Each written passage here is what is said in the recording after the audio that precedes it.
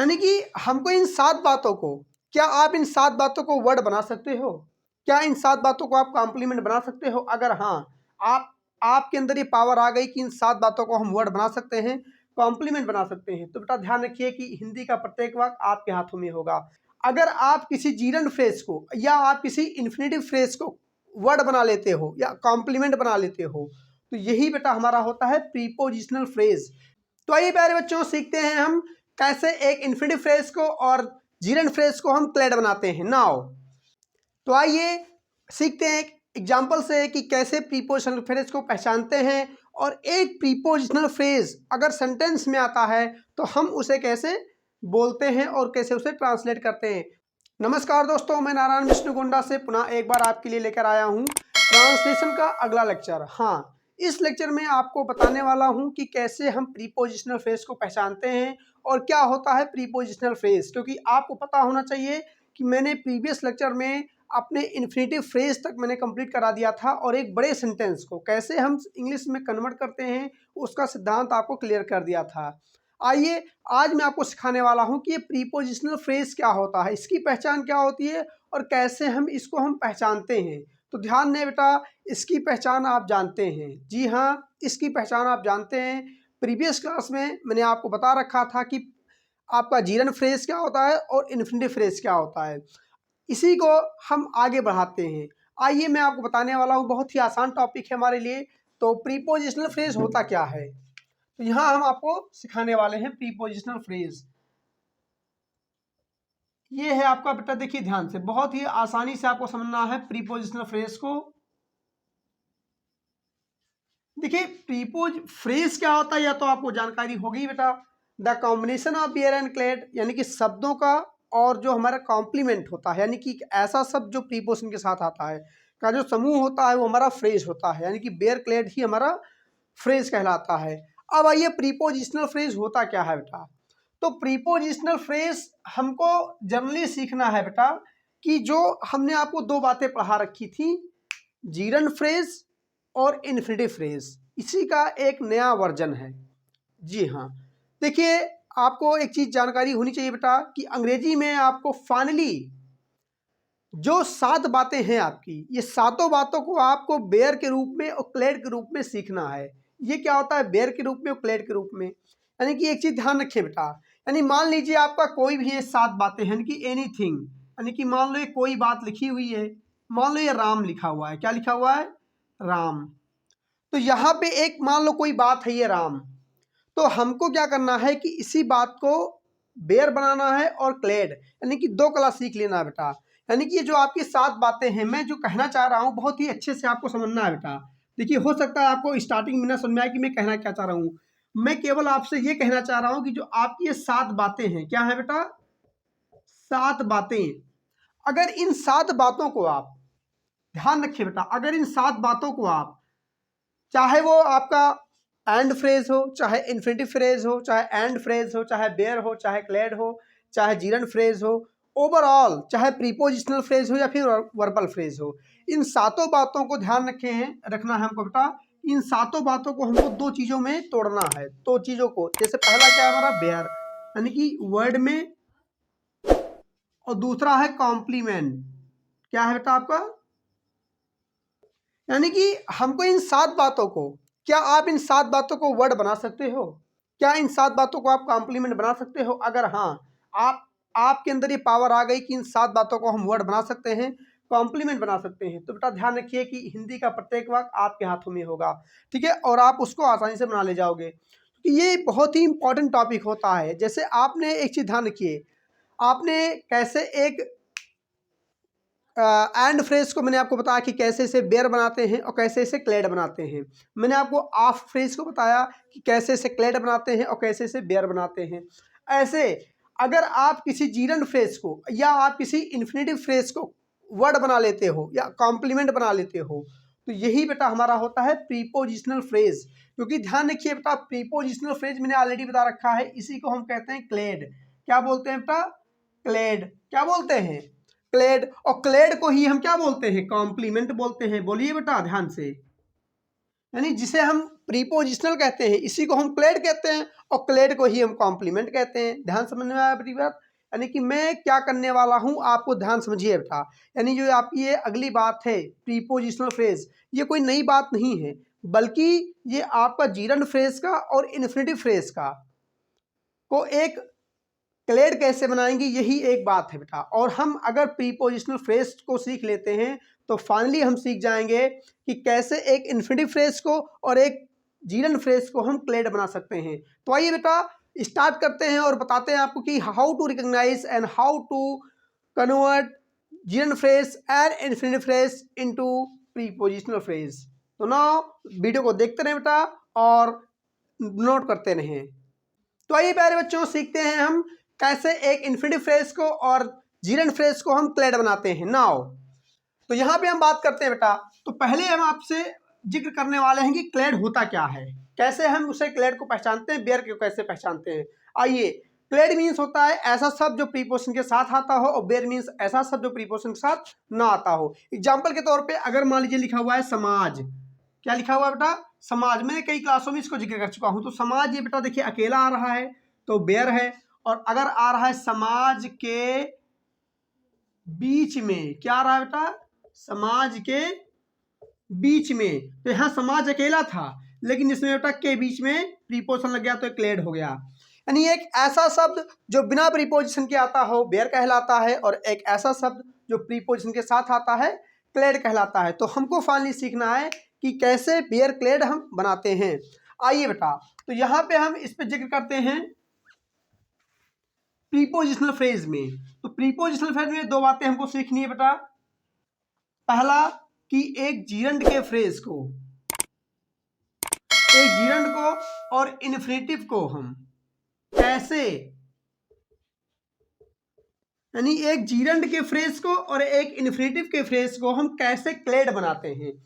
जैसे एग्जांपल के तौर पे मैं आपको दिखाता हूं। अगर लिखा है दुनिया में जाकर, क्या लिखा है बेटा? दुनिया में जाकर। देखिए यहां ध्यान से आप समझिए कि जो दुनिया में जाकर, ये पूरा बेटा सेट आपका है जीरंड फ्रेज का। क्या है बेटा आपका? Gerund phrase. सबके समझ में आ रहा है बेटा?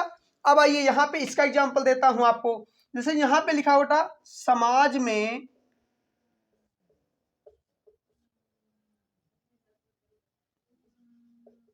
जाना। देखिए मैंने वही बता दिया है, आप चाहो तो यहां जाना ना लेके समाज में रहना। अब यहां देखिए बेटा क्रिया में ना लगा है या फिर के लिए लगा हो तो इन्फिनिटिव होता है। तो ये पूरा सेट आपका बेटा क्या हो गया? इन्फिनिटिव फ्रेज का हो गया। किसका हो गया बेटा? इन्फिनिटिव फ्रेज का। अब यहाँ हम सीखते हैं कि कैसे हम इसे, इसमें हम प्रीपोजिशन लगाते हैं, यानी कि इन पूरे सेट में, यानी कि इस पूरे सेट में हम प्रीपोजिशन लगा करके इसको क्लेड बना देते हैं, और इसको हम पूरे सेट में प्रीपोजिशन लगा करके क्लेड बना देते हैं। और जब उसे हम क्लेड बनाएंगे तो पहचानना हमारे लिए आसान हो जाएगा। क्यों आसान हो जाएगा? क्योंकि हमने जीरंड फ्रेज को सीख रखा है और इन्फिनिटिव फ्रेज को सीख रखा है। तो यहाँ पे सीखना हमारे लिए जनरली बहुत बड़ी बात नहीं होगी। अब यहाँ सबसे इंपॉर्टेंट टॉपिक हमारा यही है। आइए, तो यहाँ मैं आपको सिखाने जा रहा हूँ कि कैसे इसमें हम प्रीपोजिशन लगाते हैं। यहाँ देखिए ध्यान से, जैसे मान लीजिए लिखा हुआ है दुनिया में जाकर, तो कैसे इसमें हम प्रीपोजिशन लगाएंगे बेटा? तो ध्यान रखना बेटा, हमने कहा कि दुनिया में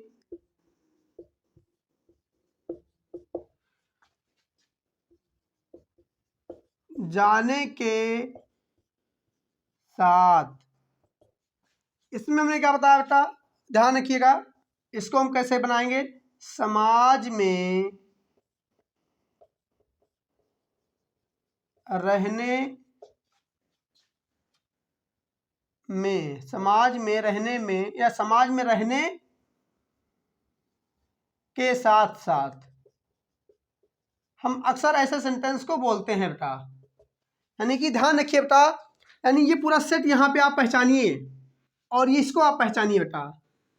अब एक चीज क्या कॉमनली आपको मैं समझाने वाला हूं कि जब आप प्रीपोजिशनल फ्रेज को सीखते हैं तो इसमें जो हमारा जीरंड फ्रेज होता है और जो हमारा इन्फिनिटिव फ्रेज होता है, जब ये इन्फिनिटिव फ्रेज मतलब की फ्रेज से या जीरंड फ्रेज से प्रीपोजिशनल फ्रेज में कन्वर्ट होता है तो ये एक जैसा हो जाता है। ध्यान रखिए बेटा, वहाँ पे ना तो ये जीरन रह जाता है और ना तो ये इन्फिनिटिव रह जाता है। यानी यहाँ पे अगर आप ध्यान से देखेंगे तो इसकी सेम पहचान हो गई। इसमें भी लिखा है ने लगा हुआ है और इसमें भी ना लगा हुआ है। यानी कि केवल प्रीपोजिशनल फ्रेज मैंने क्यों कहा, क्योंकि इसीलिए कहा कि जब ये बनता है तो ये एक नया रूप धारण कर लेता है, ना तो वो जीरन रह जाता है और ना तो वो इन्फिनिटिव रह जाता है। ठीक है, तो यही हमारा होता है प्रीपोजिशनल फ्रेज। इसकी एक ही पहचान है कि जब जीरन फ्रेज में या इन्फिनिटिव फ्रेज में हम प्रीपोजिशन लगा देखेंगे तो हमारा प्रीपोजिशनल फ्रेज होगा। बनाने का तरीका वही है। अब ये पूरा सेट हमारा क्या हो गया बेटा, क्लेड हो गया। क्या हो गया, हमारा पूरा सेट हमारा क्या हो गया, क्लेड हो गया। और क्लेड को बोलना सबसे आसान है, पहले प्रीपोजिशन आता है। तो इसमें प्रीपोजिशन क्या है बेटा, देखिए के साथ, यही तो प्रीपोजिशन है। तो के साथ की इंग्लिश आएगी विथ। अब जैसे आपने के साथ की इंग्लिश विथ लिखी तो इसको काट दो आप, कोई दिक्कत। अब हमारा क्या बचा, दुनिया में जाने। अब ध्यान नहीं बेटा, ये पूरा सेट हमारा क्या बेटा, अब चाहे इसे जीरन मान के करो और चाहे आप इन्फिनिटिव मान के चलो, इसमें कोई गलती नहीं होने वाली है। देखिए, लेकिन एक चीज का विषय ध्यान देना कि अगर आपने प्रीपोजिशन लिख दिया है और प्रीपोजिशन के साथ के बाद में या प्रीपोजिशन के बाद में कोई भी आप बेटा वर्ब लिखोगे तो बेटा हमेशा आईएनजी फॉर्म में आएगा। किस फॉर्म में आएगा, आईएनजी फॉर्म में आएगा। कोई दिक्कत। तो सबसे इंपॉर्टेंट चीज क्या है कि अगर हम इस प्रीपोजिशन के साथ में या प्रीपोजिशन के बाद किसी वर्ब को लिखेंगे तो वर्ब का हमेशा बेटा आईएनजी फॉर्म आएगा। क्या आएगा, आईएनजी फॉर्म। तो जाने की इंग्लिश होती है गो, हो जाएगा गोइंग। तो हो गया विथ गोइंग। क्या हो गया बेटा, विथ गोइंग। यानी हमने जाने की इंग्लिश लिख दी बेटा। अब देखिए जाने का फ्रेज क्या था, दुनिया में। क्या था, दुनिया में। तो क्या होगा इसकी इंग्लिश बेटा, पहले दुनिया में क्लेड है तो पहले में की इंग्लिश आएगी इन, फिर दुनिया द वर्ल्ड। सबके सामने आ रहा बेटा कैसे हम बनाए, with going in the world. अब आइए लिखा हुआ है समाज में रहने के साथ साथ। देखिए ये भी बेटा यहाँ पे के साथ साथ ये प्रीपोजिशन है, तो के साथ साथ की इंग्लिश होती है बेटा along with। मैंने आपको बताया था प्रीपोजिशन का लिस्ट मैंने लिखवाया था, along with। अब ये इसकी इंग्लिश हो गई बेटा। अब बचा हमारा रहने। क्या बचा, रहने बचा। सबके सामने आ रहा बेटा। अब रहने की इंग्लिश होती है लिव, लेकिन प्रीपोजिशन आ गया है, इसके बाद आईएनजी फॉर्म आएगा तो लिविंग हो जाएगा। क्या हो जाएगा बेटा, लिविंग। अब आया समाज में। क्या आया बेटा, समाज में। तो ये रहने की इंग्लिश होगी, इसको भी काट दो। अब बचा क्या हमारा बेटा, रहने का फ्रेज बचा। तो रहने का फ्रेज क्या हो गया बेटा, समाज में। तो समाज में ध्यान रखिए बेटा, पहले में की इंग्लिश आएगी इन और फिर समाज की द सोसाइटी। तो मैंने आपको केवल 2 एग्जांपल दिया था। अब अगर हम इसको इंग्लिश में बनाएंगे, ध्यान रखिए बेटा, दुनिया में जाकर। तो यहां मैं रफ कर देता हूं, दुनिया में जाकर क्या इंग्लिश बनेगी बेटा, गोइंग इन द वर्ल्ड, यही तो बनेगा। और इसको हम बनाएंगे तो क्या बनेगा बेटा, to live in the society. कोई दिक्कत। यानी ध्यान से आप समझिए बेटा कि कैसे इस फ्रेज को मैंने एक नए फ्रेज में कन्वर्ट कर दिया। तो ये भी हमारा बेटा एक फ्रेज है। देखिए बेटा, सेंटेंस लिखना बिगिनर सब लोग सिखाते हैं, लेकिन फ्रेज लिखना हर कोई नहीं सिखाता बेटा। तो ध्यान रहे, अगर फ्रेज के साथ साथ हम बड़े वाक्यों को सीखते हैं तब हमारे लिए अंग्रेजी बहुत ही आसान होती है। और जो बच्चे खास तौर पे एसएससी वगैरह की तैयारी करते हैं, पुलिस वगैरह की तैयारी करते हैं, उनके लिए काफ़ी इंपॉर्टेंट है कि वो इंग्लिश के इस पहलू को जरूर सीखे बेटा, क्योंकि ये बहुत ही इंपॉर्टेंट होता है और पेपर में सबसे ज़्यादा यही आता है आपका। ठीक है, आइए तो नया आपको मैंने जो बात नहीं सिखाई है इसको आपने अच्छे से समझ लिया होगा। तो बढ़ते हैं, वीडियो को आगे बढ़ाते हैं और 2-4 एग्जाम्पल मैं आपको देता हूं, जिससे हमको ये समझ में आ जाएगा कि कैसे हमको अंग्रेजी में फ्रेज को प्रीपोजिशनल फ्रेज के रूप में सीखना होता है। तो आइए सीखते हैं एग्जाम्पल से कि कैसे प्रीपोजिशनल फ्रेज को पहचानते हैं, और एक प्रीपोजिशनल फ्रेज अगर सेंटेंस में आता है तो हम उसे कैसे बोलते हैं और कैसे उसे ट्रांसलेट करते हैं। तो फाइनली बेटा आइए मैं उस पड़ाव पे आ गया हूँ। देखिए 3 एग्जाम्पल आपके दिए गए हैं, 2 एग्जाम्पल आपका फ्रेज का है और एक सेंटेंस का है। हमको फ्रेज भी सीखना है और सेंटेंस भी सीखना है। तो देर नहीं करिए बेटा, फटाफट हमारे वीडियो को लाइक कर दीजिए, सब्सक्राइब कर दीजिए और इस वीडियो से जुड़ जाइए। आइए बेटा यहाँ पे देखते हैं ध्यान से। तो ये पूरा सेट उस गांव के बीच में जाने पर, ये देखिए बेटा उस गांव के बीच में, ये आपका क्लेड था बेटा, जाने और पर, ये भी आपका प्रीपोजिशन है बेटा। तो ये पूरा सेट आपका क्या हो गया, क्लेड का हो गया। किसका हो गया बेटा, ध्यान से, क्लेड का। उस गांव के बीच में, ये इतना बेटा आपका था जीरंड फ्रेज या फिर इन्फिनिटिव, दोनों में कोई एक था। अभी पर लग गया तो क्लेड बन गया। तो पहले किसकी इंग्लिश आएगी बेटा, पर की आएगी, ऑन। अब ऑन के बाद देखिए बेटा हमने ऑन के लिए लिख दिया, बचा हमारा जाने। तो जाने का होता है बेटा गोइंग, क्या होता है बेटा, गोइंग। अब ध्यान से देखिए बेटा, हमने जाने के लिए लिख दिया। अब यहाँ पे क्या आएगा बेटा, उस गांव के बीच में, तो पहले के बीच में की इंग्लिश आएगी बेटा। तो के बीच में का होता है बिटवीन। अब इसकी इंग्लिश हो गई बेटा। अब बचा हमारा उस गांव, तो उस गांव हो जाएगा दैट, और गांव का हो जाएगा। अगर नहीं समझ में आएगा बेटा तो तुरंत पूछना आप। अब यहाँ थोड़ा मैंने बड़ा बना दिया है। एक बगीचे के किनारे एक घर बनाने से, ध्यान रखें बेटा लास्ट में से लगा हुआ है, ये लास्ट में आपका प्रीपोजिशन है बेटा, ध्यान रखना बेटा। यहाँ तक आपका इन्फिनेटिव या जीरंड फ्रेज था, इसमें से लग गया तो प्रीपोजिशनल फ्रेज बन गया। तो पहले वहां से की इंग्लिश आएगी, तो से का होता है फ्रॉम, ठीक है। अब से की इंग्लिश हो गई बेटा। अब आपका आएगा बनाने, तो घर बनाना का इंग्लिश क्या होती है बेटा, बिल्ड होता है या कंस्ट्रक्ट हो जाता है। तो हम यहाँ बिल्डिंग कर देंगे, यहाँ कंस्ट्रक्टिंग भी हो सकता है, जो होते नहीं है ये भी इंग्लिश होती है आपकी बेटा। तो यहाँ बिल्डिंग हो गया आपका। अब आइए एक, अब देखिए बेटा यहाँ बनाने की इंग्लिश हो गई। अब देखिए ये बेयर था आपका बेटा, और ये क्लेड था, ये भी फ्रेश था बेटा। तो पहले बेयर आएगा, बेयर क्या, एक घर, ए हाउस। अब फिर देखिए बेटा ये क्लेड था, तो क्लेड में पहले प्रीपोजिशन आएगा, के किनारे, बिसाइड। अब बिसाइड की इंग्लिश हो गई बेटा एक बगीचे, आ गार्डन। तो सबके समझ आ रहा है बेटा। तो कैसे मैंने आपको एक फ्रेज को, एक प्रीपोजिशनल फ्रेज को कैसे आपको कन्वर्ट करना है, वन बाय वन आपको सीखिए बेटा। बाकी आप हमारे व्हाट्सएप ग्रुप पे जुड़ जाइए, ठीक है, नीचे लिंक दिया गया है, ताकि आपको जो वीडियो से संबंधित हमारा जो एक्सरसाइजेस हैं वहाँ आपको प्रोवाइड किए जा रहे हैं। तो लगातार आप वीडियो को देखते रहें और उस व्हाट्सएप को ज्वाइन करके, व्हाट्सएप पे ज्वाइन होकर के, और उसका फ्री में आप PDF को डाउनलोड कर लीजिए बेटा। आइए यहाँ पे सीखते हैं कि एक पूरा सेंटेंस दिया गया है। अब बात आती है सेंटेंस की, तो ध्यान रखिए बेटा, जब भी सेंटेंस की बात आती है, तो मैंने आपको बता रखा था कि सेंटेंस की जब बात आएगी तो हमारा फोकस वर्ब पर होगा। किस पर होगा, वर्ब पर। और हिंदी के वाक्य का आखिरी शब्द क्रिया होता है बेटा। तो आखिरी में लिखा बेटा बात कर रहे, क्या है बेटा, ये बात कर रहे। तो ये हमारा वर्ब हो गया, क्या हो गया बेटा हमारा, ये हमारा वर्ब हो गया। और हमने कहा था वर्ब के ठीक पहले को वाली बात, तो ध्यान दें बेटा, ये ठीक पहले आपका प्रीपोजिशनल फ्रेज लिखा हुआ है। तो बात करने का काम कौन कर रहा है बेटा, वह लोग कर रहे हैं, सब्जेक्ट हो गया।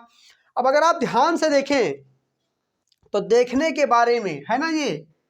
अब यहाँ इसका, ये तो आपका प्रीपोजिशन हो गया, क्या हो गया बेटा, के बारे में।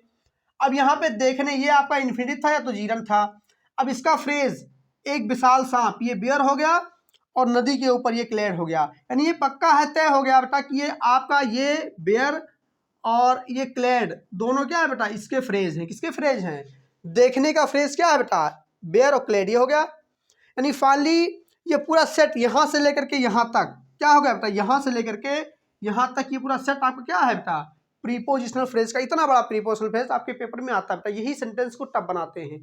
तो हमको क्या करना है, ज्वाइन कर लीजिए बेटा। और हाँ, एक चीज़ और आपको बताने वाला हूँ, हमारा ऑफलाइन बैच जो है स्टार्ट होने वाला है। कुछ प्रॉब्लम्स आ गई थी इंटरनली, हाउस प्रॉब्लम थी, इसलिए उसको मैं ओपन नहीं कर पाया। 1 तारीख से स्टार्ट होने वाली थी बैच, लेकिन अब आपको फाइनली बता रहा हूँ, नेक्स्ट वीक में आपका जो नया ऑफलाइन बैच है वो स्टार्ट होने वाला है। तो जो बच्चे हमारे गोंडा से बिलोंग करते हैं, लोकल से, वो हमारे बैच को ज्वाइन कर सकते हैं, ठीक है। और हमारे व्हाट्सएप ग्रुप पे जो कि नीचे लिंक में दिया गया है, आप उससे जुड़ जाइए, जानकारी उस पर आपको अपडेट कर दी जाएगी। अब आइए यहाँ आपको सिखाता हूँ बेटा। तो ये पूरा हमारा फाइनली क्या था बेटा, ये प्रीपोजिशनल फ्रेज था। तो ये वर्ब के पहले वाली बात थी, देखिए देखिए ध्यान से बेटा, वर्ब के पहले वाली बात थी, तो पक्का है ये वर्ब के बाद जाएगी। तो इंग्लिश बनाइए बेटा यहाँ। तो वह लोग की इंग्लिश आएगी, तो वह क्या हो जाएगा, दोज, क्या हो जाएगा बेटा, दोज, THOSE, दोज। लोग का हो जाएगा पीपुल। अब ये वाली बात करके बाद जाएगी, पूरा सेट उठ करके वहां वर्ब आ जाएगा। तो वर्ब को हिंदी में हमने बताया था लिखने के लिए, तो यहां हो जाएगा बात कर रहे, ठीक है। क्या हो गया बेटा, बात कर रहे, इसको हटा देता हूं, बात कर रहे। अब वर के बाद जाएगा बेटा, तो वर के बाद प्रीपोजिशनल फ्रेज यानी कि क्लेड बाहर जाएगा, तो पहले प्रीपोजिशन आएगा के बारे में, तो के बारे में क्या हो जाएगा अबाउट। अब आएगा देखने की इंग्लिश, तो देखने का होता है सी, आईएनजी लग जाएगा सीइंग। अब देखिए पहले फ्रेज, एक विशाल सांप, ए लार्ज स्नेक, और नदी के ऊपर, तो के ऊपर की इंग्लिश होगी बेटा ऑन, और नदी का हो जाएगा रिवर, ऑन द, सॉरी हाँ नदी है, ऑन द रिवर। ठीक है, तो कैसे हम बेटा बनाना सीखते हैं, देखिए इतना बड़ा सेंटेंस था, आपने फाइनली सीख लिया कि कैसे इसको बनाते हैं। तो ये आपका रहा प्रीपोजिशनल फ्रेज। अब आपको जो नेक्स्ट क्लास होगी वो मैं आपको पढ़ाऊंगा वर्बल फ्रेज, काफ़ी इंपॉर्टेंट है बेटा, उसको भी देखते रहिए। अगर वीडियो समझ में आई हो लाइक करिए, सब्सक्राइब करिए और इसको शेयर भी करते रहें।